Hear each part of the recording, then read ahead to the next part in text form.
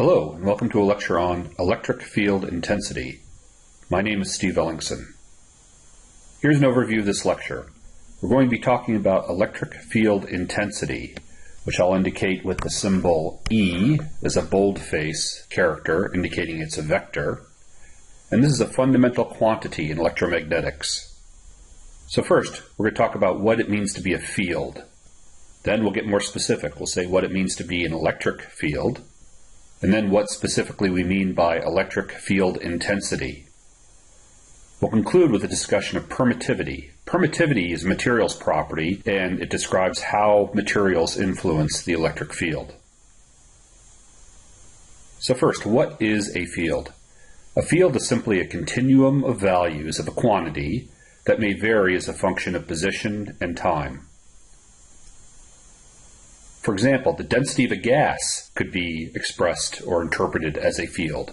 Here I'm showing the function P, which is a function of position, x, y, and z, indicated here using the boldface character R, a vector which is indicating position, and also as a function of time.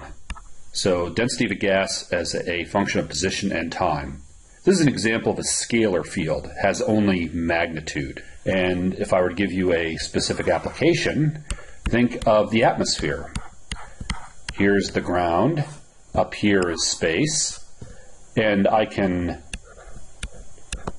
think of some positions here, R1 and R2. R2 is on the ground, air pressure is relatively high on the ground, so P would be very large for that position. But as I go up in altitude, the air pressure decreases, so the value of P would decrease until eventually I reach space where P would be very close to zero.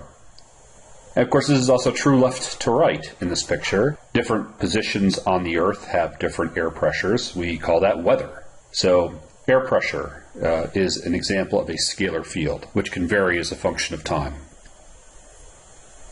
An example of a vector field would be the velocity of a fluid. Now here, an example would be, think of a pool, a swimming pool, and that swimming pool has a nozzle into which water is pumped in. Well, very close to that nozzle, the water flows directly away from the nozzle at a relatively high speed. So the speed is large, the direction is all directly away from the nozzle, and that's very different from what happens on the edges of the pool where the velocity is exactly zero. And in fact, there's all kinds of ways that this velocity can vary, but generally it's getting slower as you get further away from the nozzle, and it's changing direction as you get away from the nozzle. So this is an example of a vector field. In summary, think of a field as a map of a particular quantity, and keep in mind that this map might change with time. That gives us a natural way to deal with waves, which are time-varying fields, when the time comes to do that.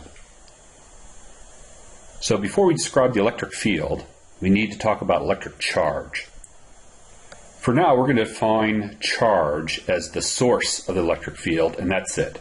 Now, that's not a very satisfying definition of charge. We're not saying what specifically it is. We'll have a little bit more to say about that later, but we're still not going to be able to say exactly what charge is. The charge of the electron is about minus 1.6 times 10 to the minus 19th coulombs. Coulomb is the SI base unit for charge, and that's the smallest quantity of charge that can be isolated.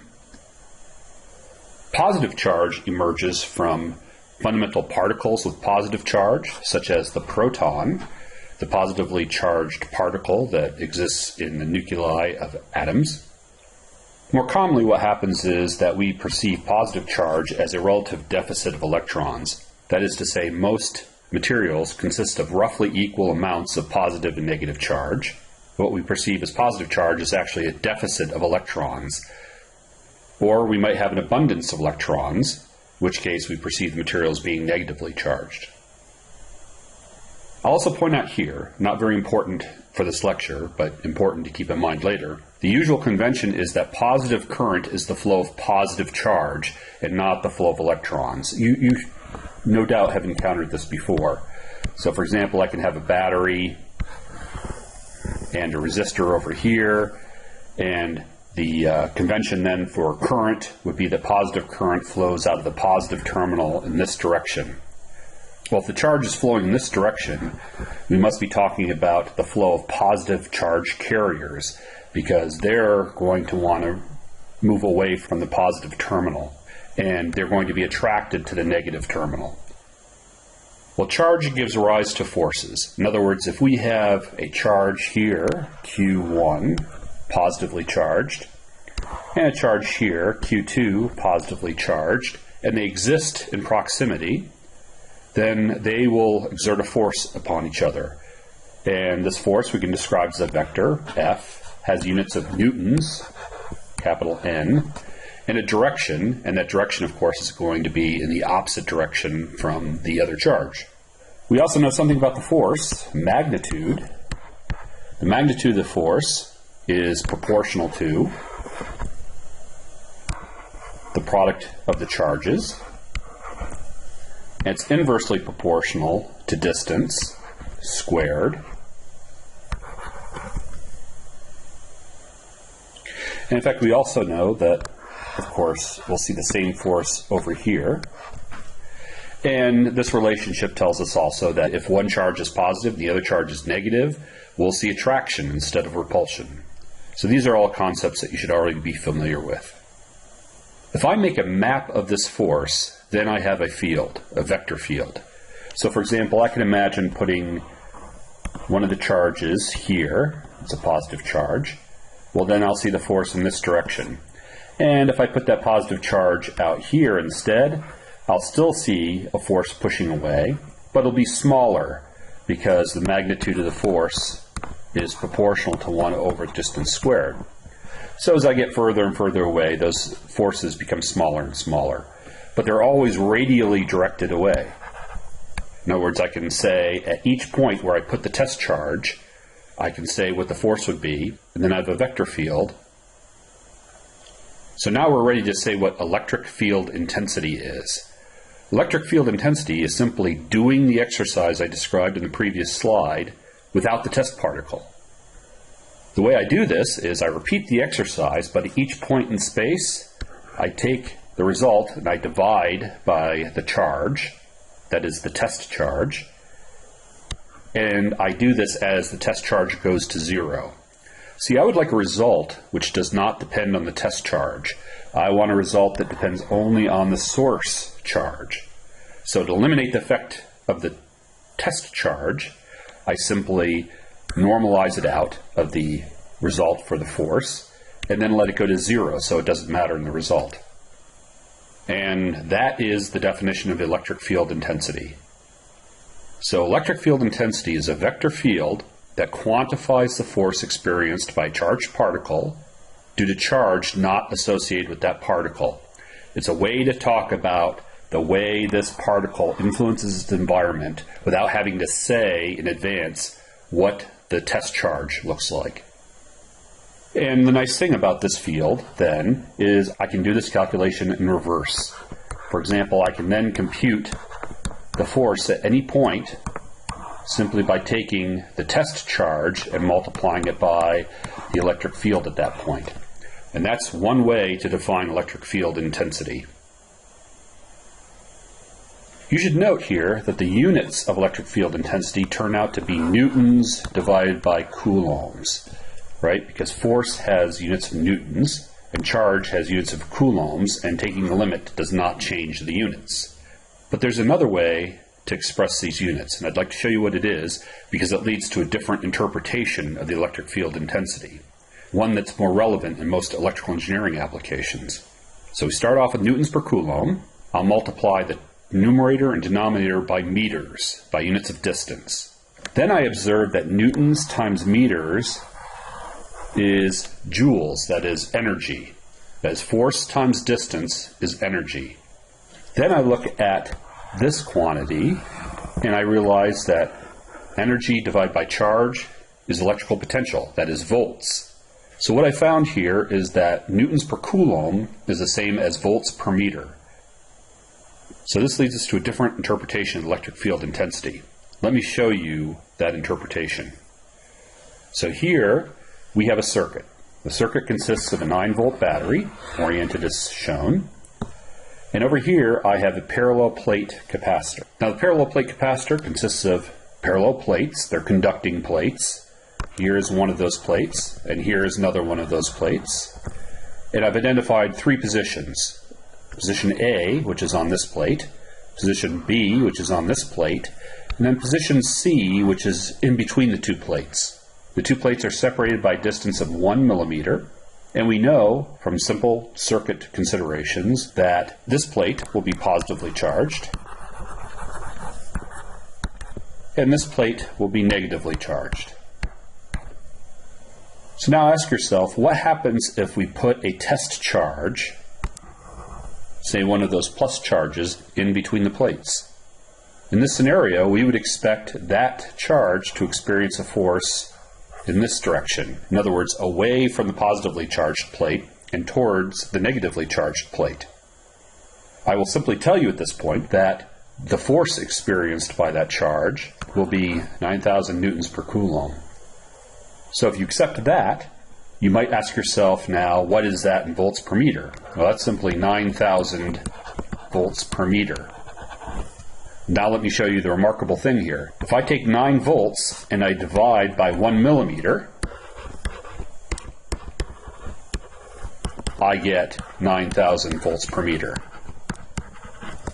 So in fact, what we have found here, at least through this one numerical example, is that the electric field intensity here is given by the change in potential between these two plates divided by the separation between those two plates. And I've separately determined that the force is downward, and that corresponds to also the change in potential. Potential is decreasing in that direction. It's not decreasing in this direction, left to right. It's not decreasing diagonally. It's decreasing from the top plate to the bottom plate directly. So the electric field here points in the direction that the potential, that is V, the voltage, is most rapidly decreasing and has a magnitude equal to the rate of change of the potential with distance. Now just take a moment to absorb that. The electric field points in the direction that the potential is most rapidly decreasing, and the magnitude of the electric field intensity is equal to the rate at which it's decreasing. You may remember an operator from multivariate calculus that does exactly this calculation. In other words, it takes a scalar field, say the potential, and converts it into a vector field. That operator is known as the gradient. So in terms of multivariate calculus, we could actually write the electric field intensity using the gradient operator. Here is the gradient operator applied to the scalar field, which is simply the electrical potential. So if I figure out the voltage everywhere, I apply the gradient to it, I apply a minus sign because the gradient points in the direction of increase and we want the direction of decrease. That's the electric field intensity. It gives you the correct idea that there is something else going on here besides charges expressing forces on other charges. There is an underlying mechanism here which directly relates this thing, electric field intensity, to potentials, which are of course something that all electrical engineers are familiar with. So let's summarize what we've figured out here. First, the electric field intensity can be expressed in terms of newtons per coulomb, and this quantifies the force experienced by a charged test particle. And we can then figure out the force at any point simply by taking the electric field intensity, multiplying by the charge, and that gives us the force. So you might refer to this as the force interpretation of the electric field. The same electric field intensity can also be written in units of volts per meter. In that sense, we're quantifying the maximum rate of change of potential.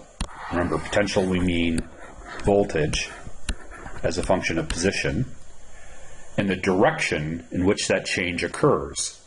In other words, the electric field always points from high potential to low potential. And you might refer to this as the potential interpretation of the electric field. In other words, an interpretation of the electric field in terms of energy. Now, those certainly are not the only ways to quantify the electric field. An alternative to the electric field intensity is through something called the flux density, the electric flux density. We give that the symbol capital D. It's also a vector field, And when I say flux, that's a technical term for what you might refer to as a flow. So you can also think of the electric field as being the flow of something. And we'll save that for a future lecture. But just for now, I'll let you know that the units of that quantity are coulombs per meter squared. Coulombs, charge, are the flux, and then meters squared is the thing that gives you a density. Now, these are merely ways to quantify the electric field, as I've said several times now. In other words, we've merely described what the electric field does, and not what it is. So you might ask the question, and it's a reasonable question to ask, what actually is the electric field? Well, it turns out that the electric field is one manifestation or one aspect of the electromagnetic force, which is just one of the 4 fundamental forces that are known in modern physics. The other 3 fundamental forces, just for reference, are gravity, the strong nuclear force, and the weak nuclear force. So commonly we only experience 2 of these, the electromagnetic force and gravity. And you don't see the other 2 unless you're really operating on small size scales. Well, that still doesn't tell you what the electromagnetic field is, but if you're really determined to learn more, I would suggest this video, Quantum Invariance and the Origin of the Standard Model. Despite the title, it's relatively easy to follow, especially if you've already had some introduction to basic modern physics. What happens in this video is it shows you how you can go from the Schrödinger equation, one of the pillars of modern physics, and by applying some relatively simple reasoning, one finds that the electromagnetic force emerges naturally from the Schrödinger equation. And at the same time, one finds that the source of the electromagnetic force is charge. So charge emerges naturally from this analysis. And then also the force carrier, the particle which conveys the electromagnetic force, emerges from this analysis. That force carrier in electromagnetics is the photon. So all at once you get the electromagnetic force, you get charge, which is a source, and you get the photon, which is the carrier. Now, none of that is material that we need to know about to make progress in this course, but it's useful to know about if you're interested in the physics of the problem. So now I'd like to address the question of how we calculate the electric field intensity directly. Here's the issue. The source of the electric field is charge, as I've already said. However, neither the force nor the potential interpretations tell us how to get directly from charge to electric field intensity. If we use the force approach, that is, take the limit of a test charge as it goes to 0 of force divided by the test charge, that's a pretty awkward calculation to do, and it's very indirect. We have to know what those forces are first, and then we apply this operation.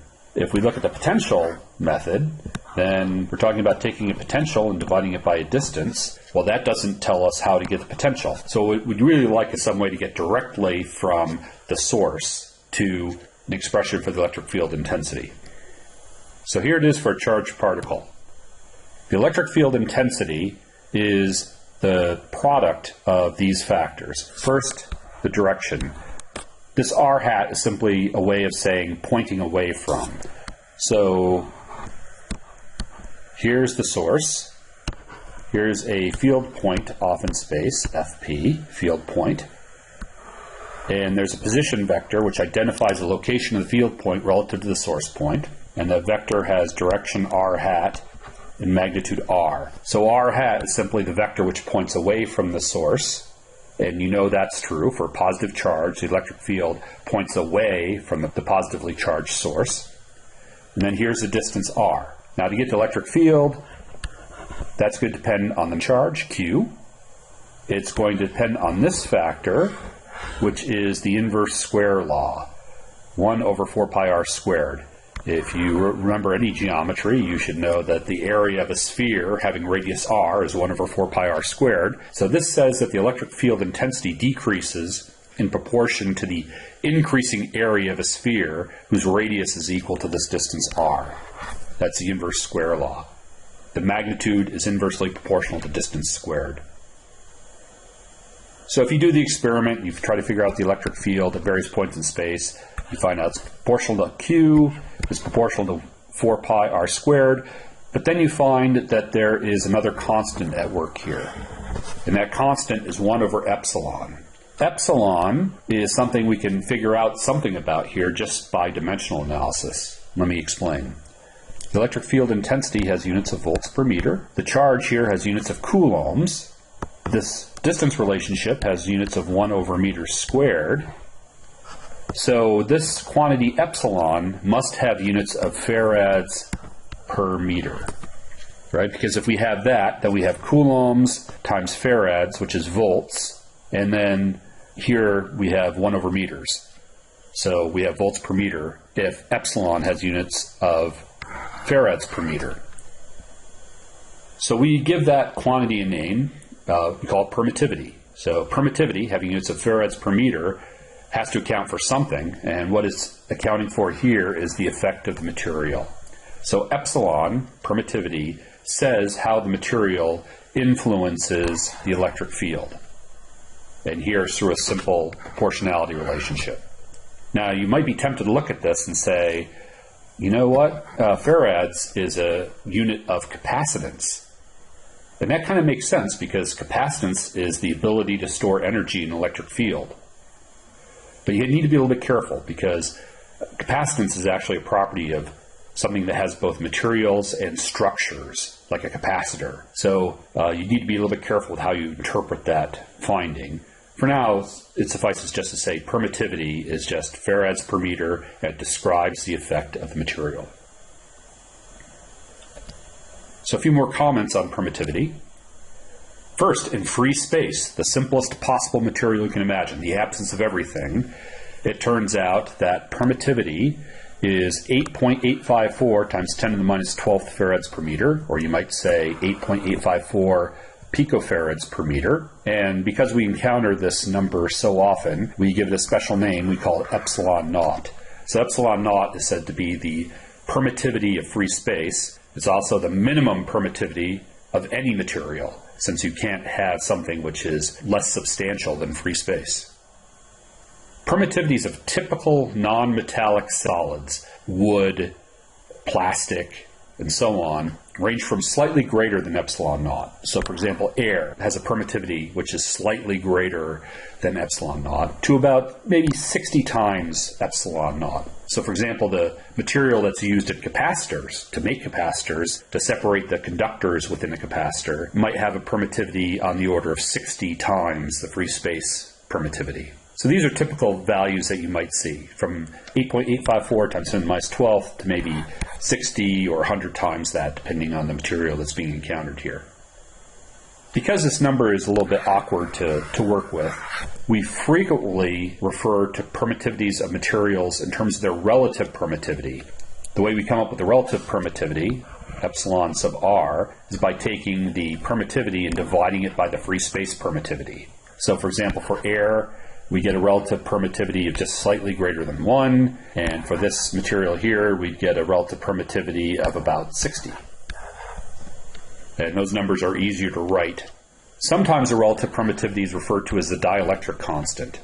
That's not a very good term to use in general, because dielectric refers to a particular class of materials, whereas a much broader class of materials can be described in terms of permittivity. You just have to keep in mind that if somebody says dielectric constant, they don't necessarily mean that the material is a dielectric. This concludes this lecture on electric field intensity.